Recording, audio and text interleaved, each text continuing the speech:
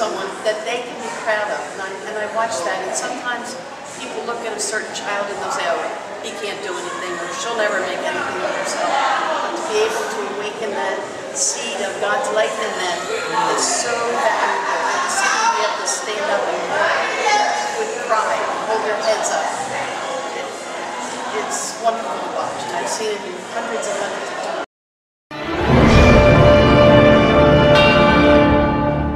I had the honor, we used to, in 8th grade, we would do the passion play. And I was voted by the class to portray Jesus in the passion play. So this is years before Mel Gibson in the movie, right? Yes. And it was such an honor because I didn't expect that. And in the midst of all that, a real traumatic family situation happened. I was taken out of school for a while by my mother. Eventually, we got that whole thing solved. I thought I lost the part of the play. When I get back into school, Sister Jeanette says, "Now, you know you're going to be playing Jesus in the play. So there's a lot of catch-up you got to do." And that surprised me because I thought I lost the part. But I thank God for your belief in me.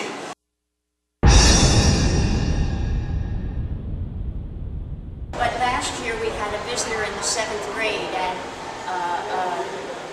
they were saying, "What's great about?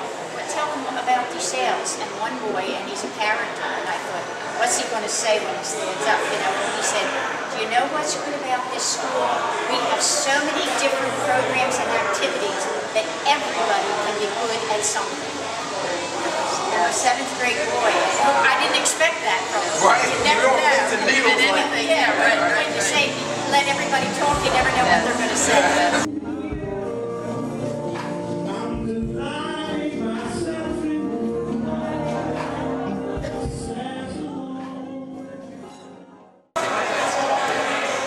All right. First off, good afternoon, or if it's morning where you're at, or evening, whatever time of the day. My name is Kevin Sheep. This is my 8th grade teacher, Sister Jeanette, and we're honoring her today. This is a special occasion. She spent 50 years of her young life educating the youth of Philadelphia, in particular West Philadelphia, and it's just had just an incredible influence and impact on so many of young people in Philadelphia, including myself.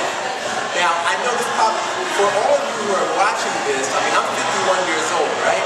So 36 years ago, I'm in St. Rose of Lima, and I'm in the 8th grade, and this is my teacher. And all I can say is that she has, there's really not enough words in the English language or any language to really explain the impact that she, not only has she had on my life, but on a lot of people's lives. I made a movie several years ago, and she came to the film screening along with the principal at that time, Sister Constance, and we're going to get a few words from Sister Constance. She's a little shy, but we'll bring her in at some point. But what an honor it was. After all those years, here's my 8th grade teacher, Sister Jeanette, coming to the film screening, my own film screening. It was really like God had brought me full circle.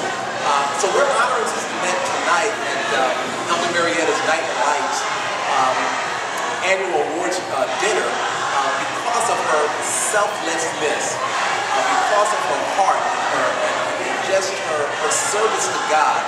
So I'm excited, and Sister Jeanette, just say something for her. I don't know what else to say other than I love you and thank you.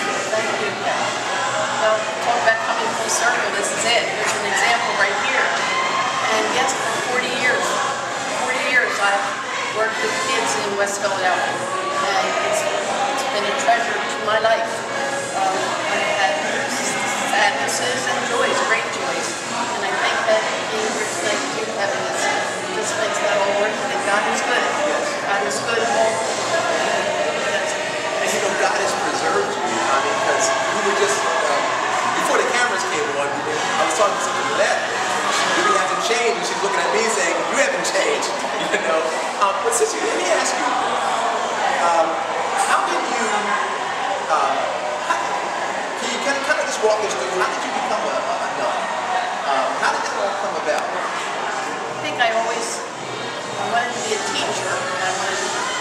loved the teachers. They were sisters in school from Eastern Pennsylvania, and I just wanted to follow them, to be like them, and be a teacher. And it happened. That's 55 years ago. And what was it about the love of it? Was it just the love of education? Was it just, I guess, watching your teachers at the time, and that had like an imprint on you? Yes, and when I started to teach, and I've always wanted kids to be able to do their very best, and I would push them and push them, and it was wonderful to see when they were able to be someone and do what they could do. Just to see that kids can become someone that they can be proud of, and I watch that, and sometimes people look at a certain child and they'll say, oh, he can't do anything, or she'll never make anything of herself. But to be able to awaken that seed of God's life in them is so valuable. And to see them be able to stand up and walk with pride, hold their heads up.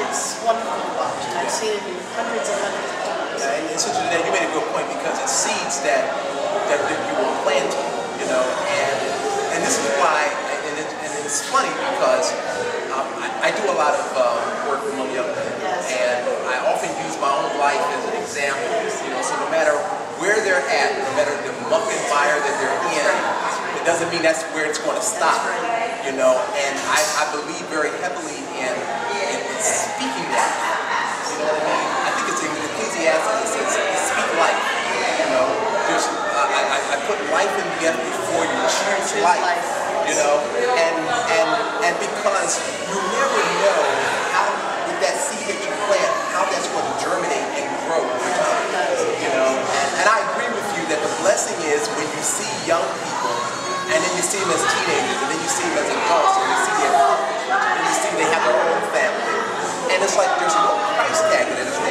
words that can describe the feeling, you know what I mean? So I can relate to everything that you said, you know, and can I also say this, that says, you know, Sister Jeanette, when I contacted her about this event, first off, I know for you, it doesn't matter, in other words, for you, it's just the service that you did, it's just the thanks, you know, you don't need the accolades, you know, but I just thought it was important that while Sister Jeanette is still here among us, that we honor her, you know, but I know that what you do is just who you are, you know, it's your passion. Yes, it is.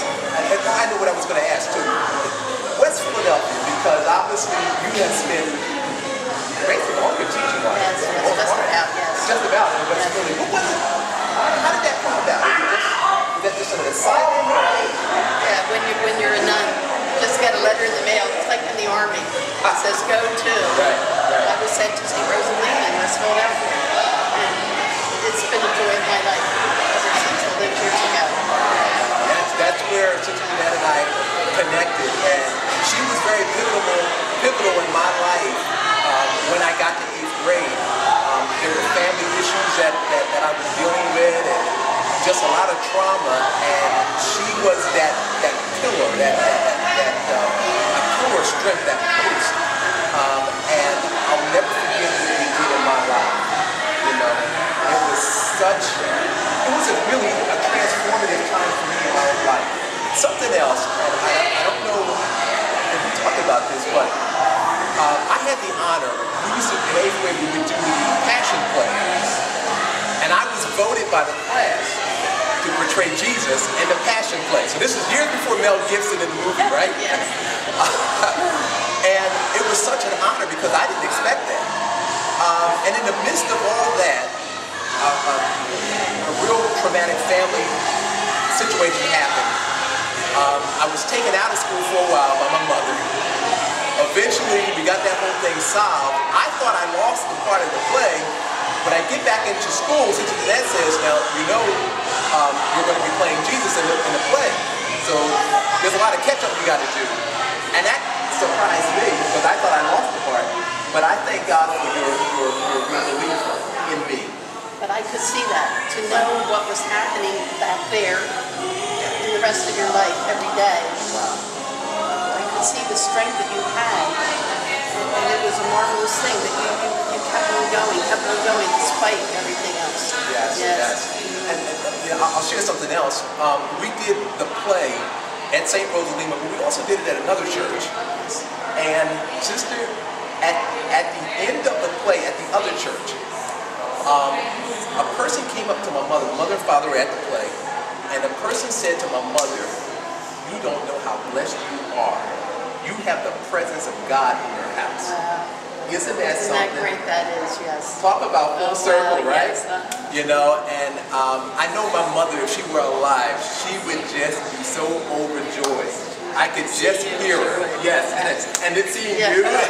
So, you know, oh wow, this is just, to me, this is like a dream come true. Can I also say this? A lot of St. Rose of Lima, some of your former students in the 8th grade, they're going to have a chance to see this. We're going to upload it on YouTube. And when I told a lot of my former classmates that we were doing this, they were just so overjoyed. And hello to all of them. Yes. So all of the St. Rose of Lima 1978, I really hope you enjoy this. It has been such a blessing, and so many of the students also said congratulations. I wish they could have been here, but yes, it was. So Sister Jeanette, I know you're not teaching anymore, so tell us what you're doing now. Well, Sister Constance and I are working in West Philadelphia still at St. Francis Desales School. Come on in. And we're doing fundraising to continue to help the future of that school. Wow. Yes. Tell us about what the direction of St. Francis Desales, what you guys are fundraising for, etc. Yes, we have been there for 30 years. We were both sent. We said the Army says we know each other. We were sent there 30 years ago to be the 8th grade teacher and I was the principal. We did all of that for 25 years. And during that time, we also began to do something to make sure that the school didn't close because so many Catholic schools would be closed. So we went for some training and development to do that. And because we believe in these children, and that was something that we shared. The children can do anything if you believe in them. I don't care whether they have shoes or underwear or problems at home. If you create the atmosphere and believe in them and trust them, they can blossom. And that's what Sister did. I watched. She's a master teacher. I watched her do that as a teacher. I tried as the leader of the school to try to instill that in everyone. But we have been successful in keeping the school open and continuing the ministry to children. But what we shared commonly, which we discovered many years ago, was belief. And if you believe kids can do something, they show up they can. Yes. And what she was able to do as a teacher is discover hidden talents so that all of them had a chance to succeed in something. And that's a master teacher. That is a master teacher. I remember she would often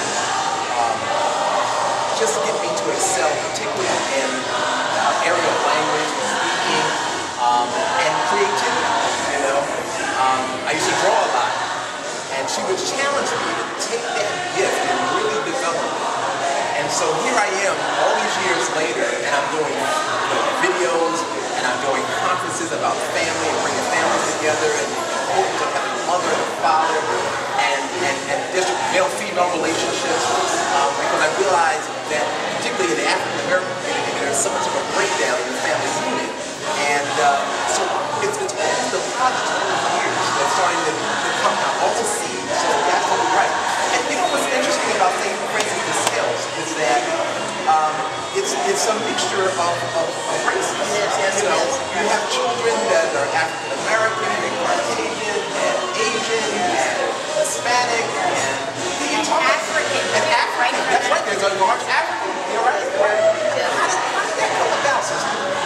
Well, when we arrived 30 years ago, we had the boat children from the Vietnam War. About 40% of the children were Asian children from Vietnam, Cambodia, Laos, a few Chinese that had left China going into Vietnam.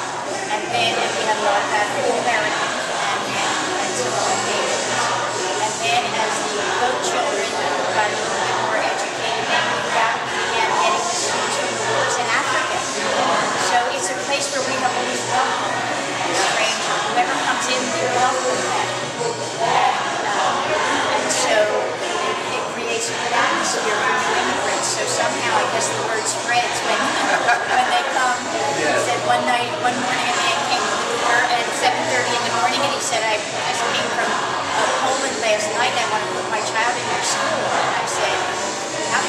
is so fast.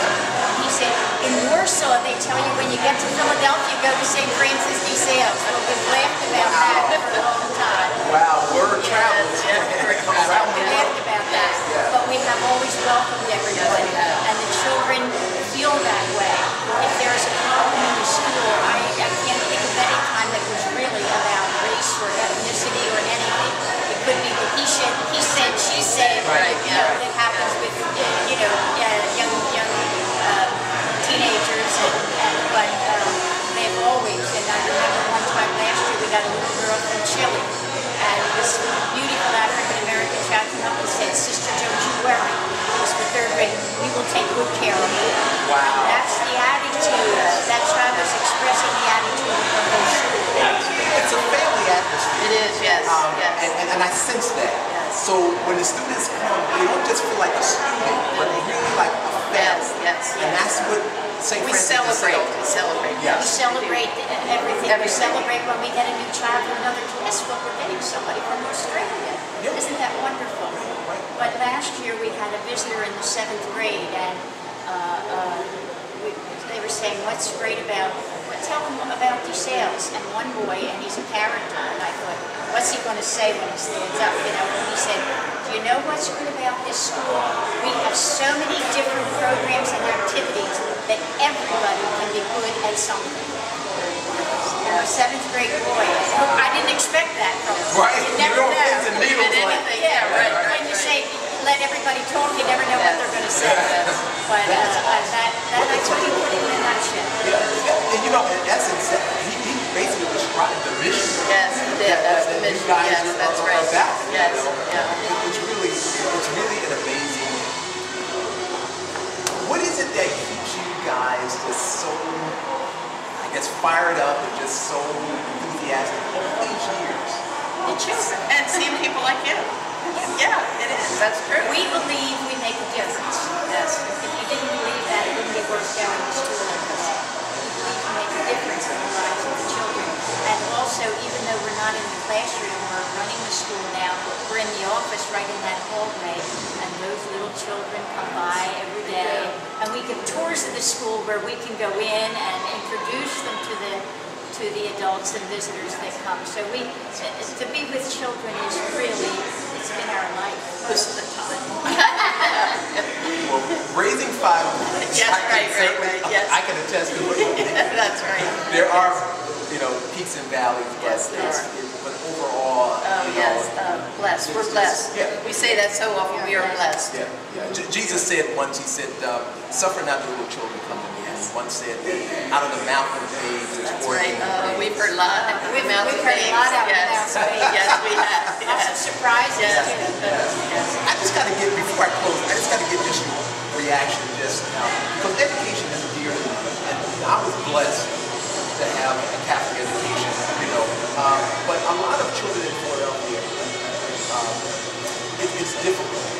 I'm sure you've read about what's happening in the public school and education system. Teachers don't have the supplies. A lot of time they have to go to the Walmarts of the world and buy, paper. Even public schools that don't even have toilet paper for the children. And so those are just the basic stuff. You can imagine, just in terms of just the teaching, a lot of times they don't even have the teaching materials. And I just wanted you to kind of just give me your thoughts on just the education just in general, particularly in this city of Philadelphia. So I haven't spent a lot of time in the public schools, but I know some extremely dedicated public school teachers who go to school every day under the circumstances that you have described. And so I don't know about the system because we work in a different system. They must have wonderful children as we do. But I know one that I just talked to the other day said we started another year with no supplies. But I know last year she had a very difficult class and she went every day and worked with them. It was really hard. And one day I met her, it was a Saturday morning, and she said, "Oh, I'm going up to Horsham because if I go there, I can get," it's a Saturday she's giving up, "if I go up to this workshop up there, they will give me 30 storybooks for my children." And that week some of them had insulted her, but she is really dedicated. And I think there are many wonderful teachers like that in the schools. I don't know the system that well to say, but I do know personally that they have a lot of dedicated teachers. And with big classes, and I know with no supplies. Yes. You've really spoken to the heart of the system. There's many good teachers, and we just described the heart and the passion, and you have to have that in order to work under those kind of circumstances. That's right. Yeah. I'd like to go back because this particular teacher, the class was very difficult, and I thought she's struggling with them every day, but she's still giving up her Saturday to drive 30 miles somewhere to get 30 books so she can have some storybooks for her children.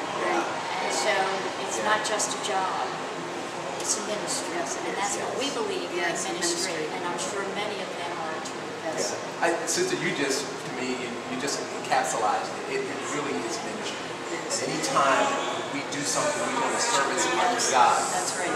To others. That's right. And that's why God gives us these passions. That's right. Yes. Because if we just keep it to ourselves, we're not doing our service. We're not doing our part. That's right. Yes. Any closing words, sister? To St. Rose, I'm so happy to be saying hello to you. But children, anyone who can believe in children can make a difference in the world. They need it. They need somebody to believe in them. Many of them. It works. And I thank you for thinking of her. Yes, thank you. Hey, listen, as I said before, it's the least I can do. And I just thank you. Thank you. For your life. Your life is really a living memorial. Thank you. Thanks. God bless. Thank you. you. All right.